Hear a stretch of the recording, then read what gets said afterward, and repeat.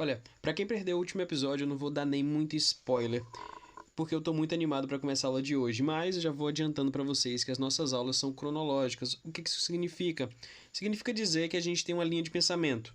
Se você perde uma aula para trás, a aula seguinte você pode ter alguma dificuldade ou algum conceito, alguma coisa que eu acabei não falando na aula seguinte. Olha a aula passada que com certeza esse conceito vai estar lá. Então, sem mais delongas, vamos para a aula de hoje. Fala pessoal, eu sou o Miguel, seu professor. Cara, hoje eu tô muito animado porque a aula de hoje é a introdução à mecânica.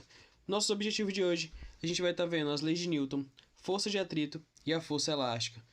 Só um lembrete para vocês, eu vou reforçar essa ideia. Cara, os nossos vídeos são em ordem cronológica.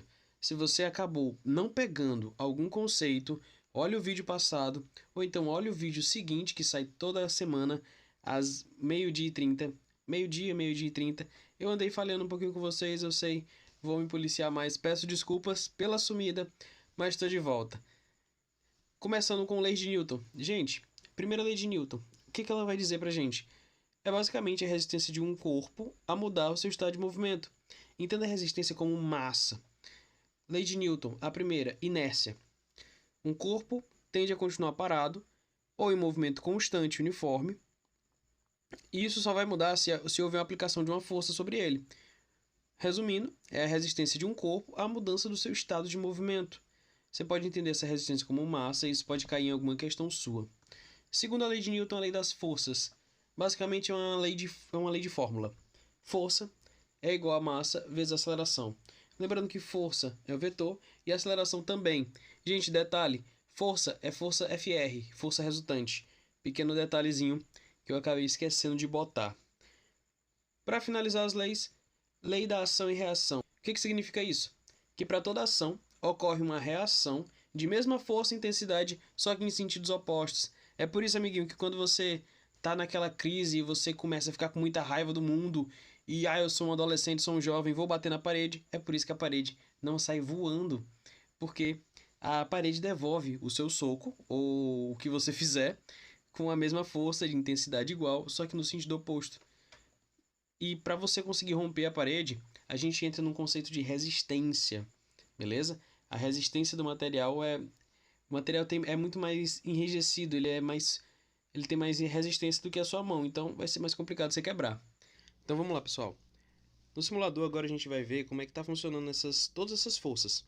As forças leis de Newton, a gente vai ver um pouquinho de força de atrito e depois a gente no outro simulador vai ver força elástica. Bom, eu tenho um bonequinho e vou mandar ele aplicar 50 newtons de força no sentido oposto. Só que vejam que ele não consegue ainda quebrar a resistência desse objeto, porque as forças estão se igualando, e a gente tem que lembrar que o chão aqui está com atrito. Eu vou tirar todo o atrito do chão, vou deixar sem atrito nenhum. Pronto, sem atrito nenhum ele já consegue mexer o objeto, tá vendo? Se eu for aumentando a força, olha o que acontece. A velocidade aumenta, como não tem atrito nenhum, ele solta o bloco e o bloco permanece em movimento uniforme para sempre. Tranquilo? Agora, bora voltar ao atrito. Deixa eu colocar os valores de novo. Vamos lá. Vamos botar a força até ele conseguir romper. Com 150 newtons, ele rompe a massa do objeto e a resistência aqui, a força de atrito. Ele começa a mexer o bloco. Eu vou aumentando a força, ele vai mexendo mais forte para o sentido contrário, até que ele atinja a velocidade que arremessa o bloco e o bloco vai andando. Só que esse bloco agora ele não vai ficar em movimento constante, ele vai parar. Por quê? Porque a força de atrito agora está puxando o bloco. Então, uma hora a velocidade dele diminui até zerar. Vocês podem ficar brincando aqui, aumentando o atrito, diminuindo, fazendo o que vocês quiserem. Então é isso, pessoal. Quanto maior a massa, maior a força que eu vou ter que colocar. E se eu considerar ainda o atrito, eu vou ter que colocar um pouco mais de força para romper essa força de atrito contrária, porque ela também aplica uma força contrária a gente. Tranquilo? Bom, a gente vai ver um pouco melhor o que é força de atrito, como calcular e depois força elástica. Bem rápido, bem dinâmico, a gente já terminou a lei de Newton. Cara, tô tentando fazer o mais rápido e dinâmico possível para vocês, para não ficar uma aula enjoada, para não ficar uma aula abusada. Então, você já tá gostando, eu sei que você tá entrando, você tá interagindo com a gente. Você tá gostando do nosso conteúdo? Tá gostando das aulas? Deixa um like, faz um favor aí pra mim, compartilha esse vídeo, manda pros amigos, Deixa nos comentários o que é que faltou, o que é que você está querendo que eu fale na próxima aula. Continuando. Força de atrito. A gente risca a lei de Newton da nossa lista. Objetivo 2. Forças de atrito. Forças de atrito, basicamente, a gente vai ter dois. A gente tem um atrito estático, que é quando o objeto eles estão em contato, só que o movimento deles não interfere um ao outro. Por exemplo, o solo. A gente está em contato com o chão o tempo todo, e esse chão gera um atrito na gente. É tão tal que a gente vai ter uma força normal, que vai impedir que a gente desça até o subsolo, que a gente afunde na terra para sempre e tudo. A gente tem uma força normal, a gente tem uma força peso. Isso tudo porque a gente está em contato com o solo, e nesse solo existe atrito. Outra coisa é o nosso atrito cinético. O que é o atrito cinético? Os objetos eles vão estar em contato, só que agora o movimento deles vai ter uma relação. Esse movimento pode acabar afetando, que é quando, por exemplo, a gente está dentro de um carro, e esse carro, o cinto de segurança, a gente tem uma parada, porque no carro a nossa velocidade vai ser a mesma velocidade que o carro está se movimentando, e afim. Esse atrito pode ser calculado, pessoal. A força de atrito é igual à constante de atrito vezes a minha força normal, força de atrito. E normal, como são duas forças, são grandezas vetoriais. Entenda essa constante de atrito como uma constante de atrito cinético ou atrito estático. Para finalizar, força elástica. Quando é que ocorre a força elástica? A força elástica vai ocorrer basicamente quando a gente tem um objeto e estica, ou então a gente comprime esse objeto. Vocês podem ouvir a força elástica também quando o livro falar de deformação. Já ouviram isso? Deformação da mola. Força elástica, a gente lembra logo de mola, então a gente imagina essa mola se deformando. A gente puxando ela, a gente apertando ela, comprimindo, esticando, enfim.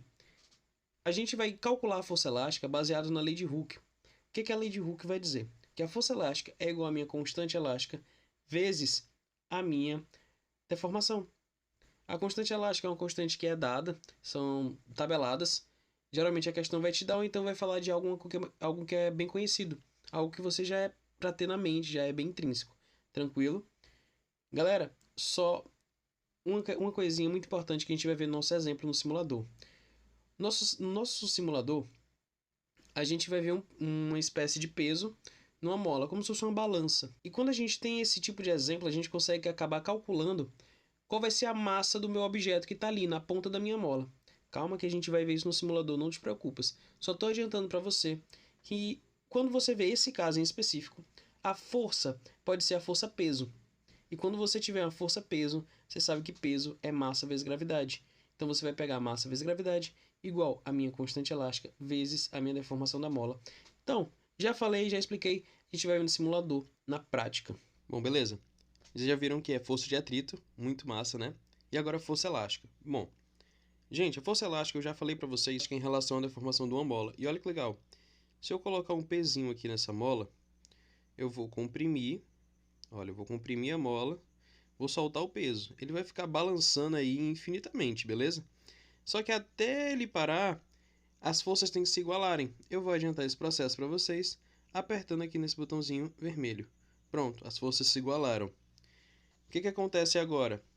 Nesse ponto vermelho aqui, olha, sem o bloco, vamos dizer que aqui eu tenha 20 centímetros de mola.